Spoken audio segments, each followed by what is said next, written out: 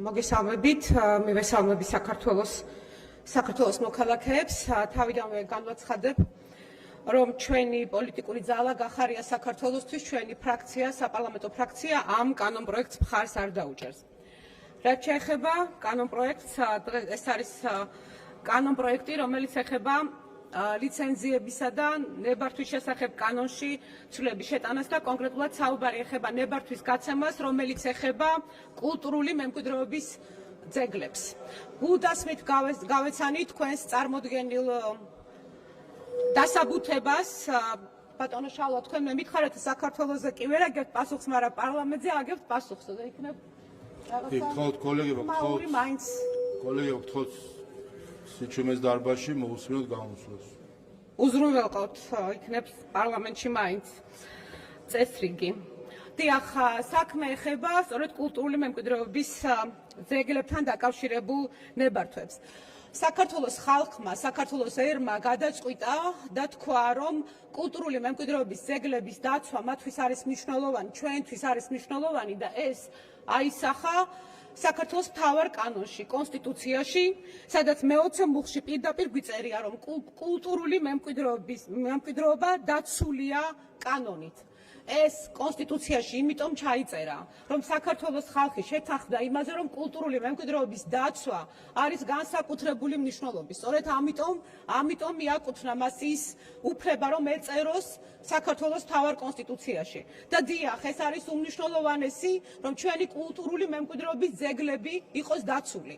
და ყველა კანონპროექტი, იდეა, რომელსაც შემოგთავაზებთ, სწორედ აქეთკენ უნდა იყოს მიმართული. და სწორედ ამას უნდა ემსახურებოდეს. მაგრამ მოდით გავყვეთ ამ კანონს, რას ვკითხულობთ ამ კანონში და მათ შემდეგ განმარტებით ბარათებში. განმარტებით ბარათში თქვენ მთავარი აქცენტი გაქვთ იმაზე, რომ ოპერატიული განხორციელება სამუშაოების არის უდიდესი საჯარო და კერძო ინტერესი. მე გეტყვით სხვა რამეს, რომ არა ოპერატიული, არამედ ხარისხიანი განხორციელება არის ყველაზე მთავარი საჯარო ინტერესიც, კერძო ინტერესიც, ეროვნული ინტერესიც და სახელმწიფო ინტერესიც. დიახ, ნოდარ დუმბაძეს ჰქონდა ესეთი ფელეტონი, ძალიან ცნობილი ფელეტონი, ვაშენებთ სწრაფად, იაფად და 3 წერტილი. ხარისხიანად წვიმას ჩამოერეცხა. დღეს რომ წერდეს ნოდარ დუმბაძე ამ ფელეტონს დაწერდა ვაშენებთ სწრაფად, ძვირად და რა თქმა უნდა, ის 3 წერტილი დარჩებოდა, იმიტომ რომ ხარისხიანად ჩვენ არაფერს არ ვაშენებთ აქ. და მით უმეტეს, როცა ვსაუბრობთ კულტურული მემკვიდრეობის ძეგლებზე და მოდით გავყვეთ ამ კანონპროექტის პირველ მუხლს, ცვლილებას, რომელიც ეხება პირდაპირ ეს არის 2.8 პრიმა მუხლი და აქ არის ძალიან საინტერესო რამე და ამ მუხლში რას ვკითხულობთ? მოდით გავყვეთ ამ მუხლს. ამ მუხლში ვკითხულობთ იმას, რომ ირაკლი კობახიძე ირიდებს პასუხისგებლობას, რომელიც ხოთა შორის საჯაროდაც ვერ აიღო, ეს პასუხისგებლობა კახი კალაძეზე. პრაქტიკულად ვხედავთ იმას, რომ ირაკლი კობახიძე ირიდებს პასუხისგებლობას კახი კალაძის საქმიანობაზე. მე ამ შემთხვევაში არ მიკვირს მისი ეს პოზიცია. ვაღიარებ, რომ მესმის, იმიტომ რომ შეუძლებელია და რთული აიღო პასუხისგებლობა დედაქალაქის მერზე, რომელიც თავად აცხადებს, რომ ის არის პასუხისგებელი მხოლოდ საკუთარ თავზე. დიახ, ირაკლი კობახიძე ზოგადად უჭირს პასუხისგებლობების აღება, ეს არის მოცემულობა, ვიცით, მას მხოლოდ ასე წარმოუდგენია, რომ თანამდებობა უნდა, მაგრამ პასუხისგებლობა, რომელიც ამ თანამდებობას მოყვება, მას არ აქვს გააზრებული და ეს მუხლი სწორედ ამას ადასტურებს, რომ მთავრობა იმის ნაცვლად, რომ სულ უფრო მეტად ამტკიცებდეს ისეთ ღონისძიებებს, რომელიც კულტურული მემკვიდრეობის ძეგლებს დაიცავდა, პრაქტიკულად თავს ირიდებს ამ პასუხისგებლობისგან.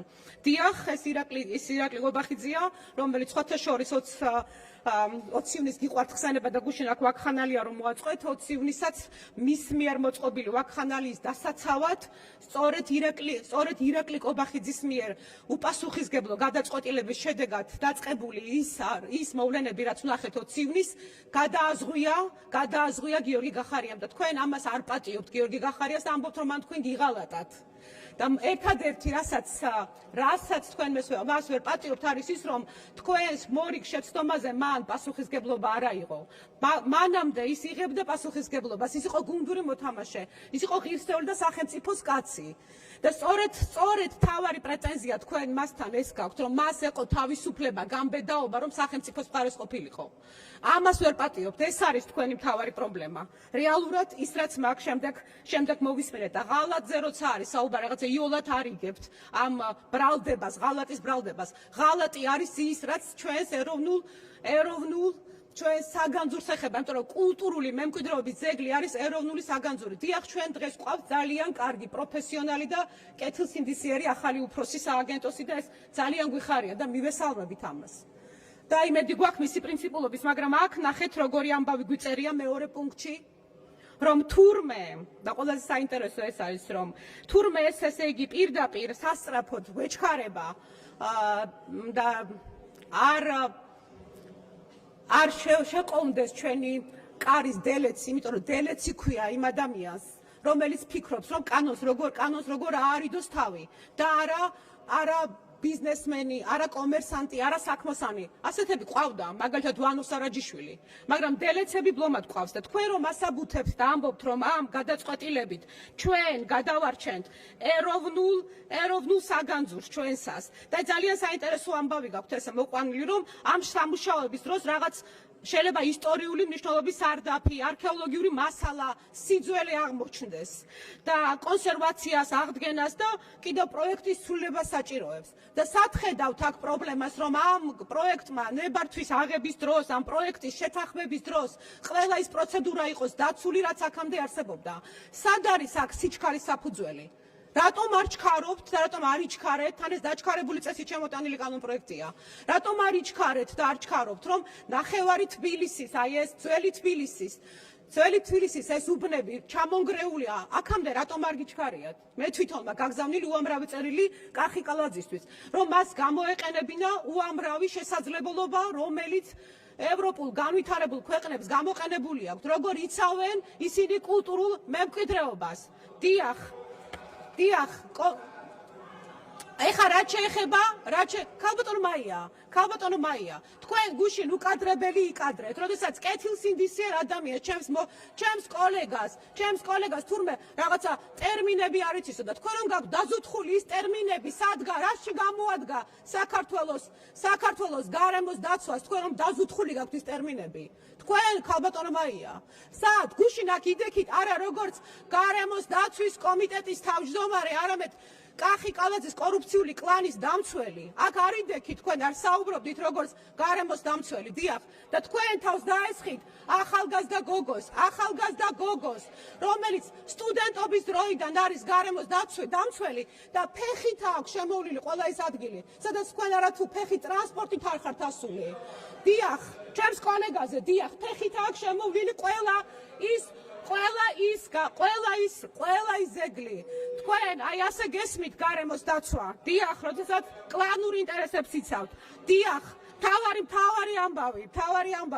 მთავარი ამბავი სწორედ ეს არის, რომ თქვენ ამ კანონპროექტებს, ამ საკანონმდებლო ორგანოს ესე უყურებთ. თქვენ რომ ეს გაწუხებდეთ, აი ინგოროყვას ქუჩაზე უნდა დაიწყოს ახლა რეაბილიტაცია და იქ რამე პრობლემა არ შეექმნეთ შემთხვევით კარის დელეცებს, ეს არის თემა. და დიახ, ინგოროყვას ქუჩაზე მოქალაქეები აქციას მართავდნენ, იმიტომ რომ სწორედ ამ მერიამ გასცა ნებართვა მშენებლობის, რომელმაც დააზიანა კიდევ უფრო მეტად დააზიანა კულტურული მემკვიდრეობის ძეგლები. ის რაც დაემართა ტვერელის ეკლესიას, როდესაც გაიცა ნებართვები, რომელმაც პრობლემა შეექმნა ძეგლს. და მოდით ახლა სულ ბოლო მაგალითს გეტყვით. აი ბატონო არჩილ, გამომყევით და გაჩვენებთ, აი ეგერ ორბელიანზე რეაბილიტირებული ორბელიანი, ჩვენი ფულით რეაბილიტირებული ორბელიანი. ათონელის ჩვენი ყოველას ფულის, დიახ, არა თქვენი პირადი გონიათ.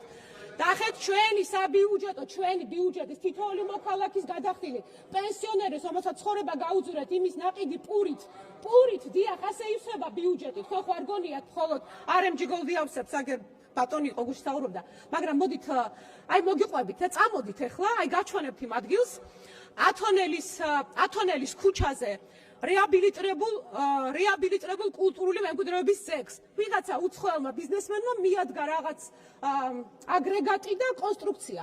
დიახ, ზედამხედველობა მოვიდა და მოსთხოვა მას ამის დემონტაჟი. 2 წელი სრულდება მას მერე. მე პირადად მაქვს 5 წელი გაგზავნილი. მერია მაგზავნის ზედამხედველობასთან, ზედამხედველობა აღმასრულებელი მერიასთან.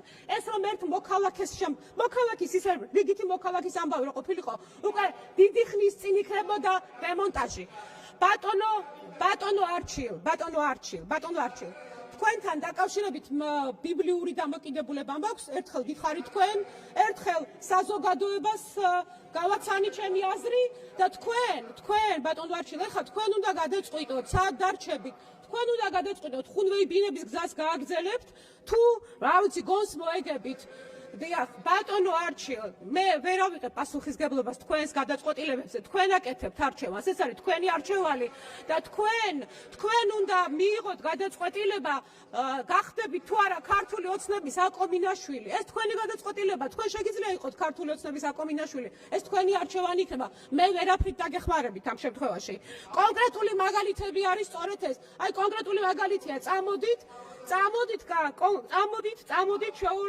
ჩვეულებრივი მაგალითი არის, აგერ კონკრეტული მაგალითი არის, აგერ წავიდეთ ორბელიანის მოედანზე და გაჩვენებთ ამას.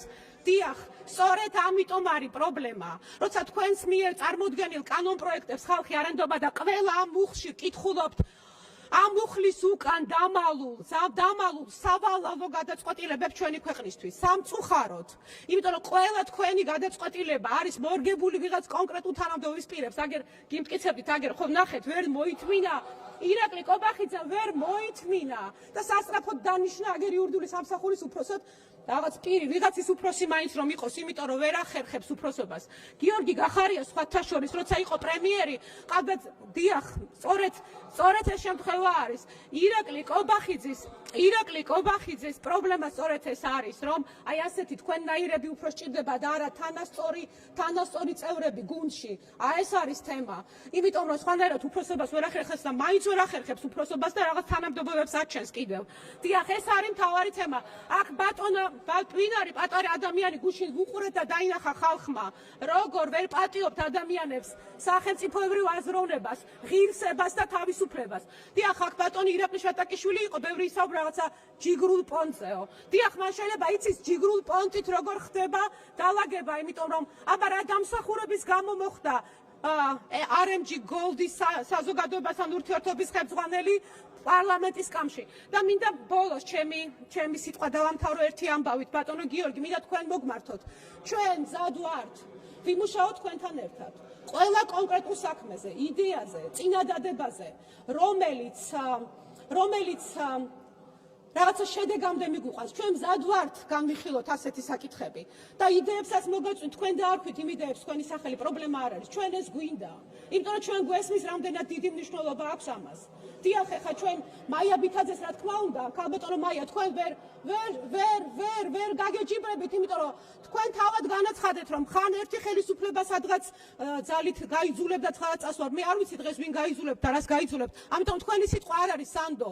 ვინ როდის რას გაიძულებთ სად წასვლას. თქვენი სიტყვებია რომ ვიღაც ხელისუფლება, წინა ხელისუფლება რაღაცას გაიძულებდათ.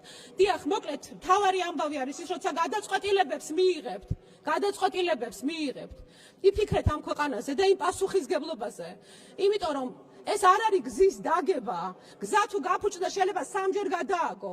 ეს ეხება კულტურული მემკვიდრეობის ზეგლებს და თუ კულტურული მემკვიდრეობის ზეგლი გაფუჭდა დაზიანდა ფრესკა, ბალუსტრატი, რა ვიცი, ჩუქურთმა, ეს არის შეუქცევადი ზიანი. კულტურული მემკვიდრეობის ზეგლების თემა ეს არის, ამიტომ არის საჭირო ბევრი რეგულაცია.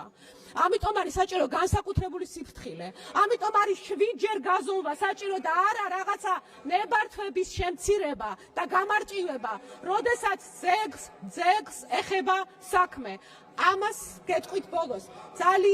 ძალიან გთხოვთ, კიდევ ერთხელ დაფიქრდით, რომ მე ესე ახალი ცვლილებები შემოდის, რომ აი რაღაც არასწორად გავაკეთეთ, ახლა გავასწოროთ. იმიტომ რომ ეს ის შემთხვევა, რომლის გასწორება არ ხდება. ამიტომ მოეკიდეთ განსაკუთრებული სერიოზულობით. და ბოლოს მინდა მადლობა უთხრა ბატონ ირაკლი ქადაგიშვილს.